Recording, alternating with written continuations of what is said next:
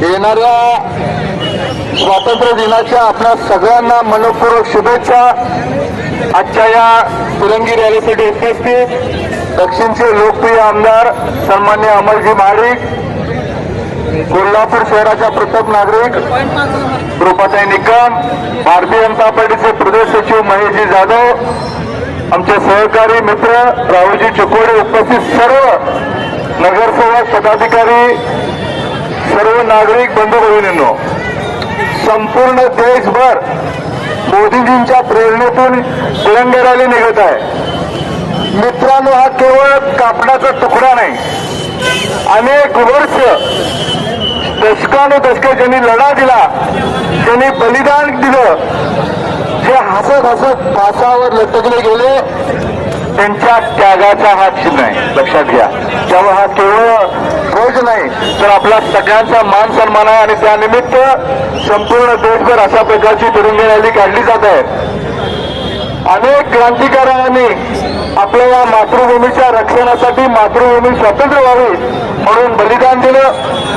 गांधीजींनी शांततेच्या मार्गाने केलं। आपले अनेक असतील, वासुदेव बळवंत फडके असतील, चापेकर बंधू असतील, स्वातंत्र्यवीर सावरकर असतील, सुभाषचंद्र बोस असतील, असे अनेक ज्ञात अज्ञात स्वातंत्र्य सैनिकांनी या देशासाठी आपले प्राण दिलं, बलिदान दिलं। आणि मोदींच्या माध्यमातून सुद्धा, भारतीय जनता पार्टीच्या माध्यमातून सगळ्यात पहिल्यांदा देश, मग पक्ष, यानंतर मी स्वतः, या पद्धतीनं देश आता सुरू आहे। आपण बघितलं गेल्या 12 वर्षामध्ये मोदींच्या माध्यमातून देश स्वावलंबनाकडे वाटचाल करत आहे। 11व्या क्रमांकावर असणारी अर्थव्यवस्था आज आपली 4थ्या-5व्या क्रमांकावर झालेली आहे।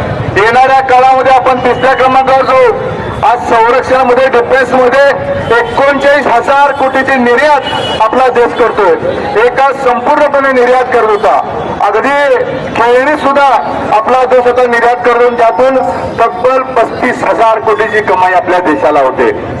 आपण बघितलं की या युद्धाच्या काळात सुद्धा संपूर्ण जगभरामध्ये क्रायसिस सुरू असताना अनेक ठिकाणी पेट्रोलचे, डिझेलचे दर वाढले, महागाई प्रचंड वाढली, अनेक देशामध्ये अराजकता वाढली, परंतु मोदीजींच्या धोरणामुळे आज आपला देश खरं तर 85% तेल आयात करतो, पण तेच शुद्धीकरण करून दुसऱ्या देशांना निर्यात करणार आपला देश बनला। त्यामुळे संपूर्ण चौफेर प्रगती मोदींच्या नेतृत्वाखाली सुरू आहे। मी आपल्या सगळ्यांना विनंती करतो, येणाऱ्या 15 तारखेला आपण सर्वजण भारतीय जनता पार्टीच्या कार्यालयात 8 वाजता ठिकाणी ध्वजवंदन करण्यासाठी जमा करावे। मी पुन्हा एकदा आपल्या सगळ्यांना तिरंगा रॅलीच्या शुभेच्छा देतो आणि येणाऱ्या स्वातंत्र्य दिनाच्या खूप शुभेच्छा देतो। धन्यवाद।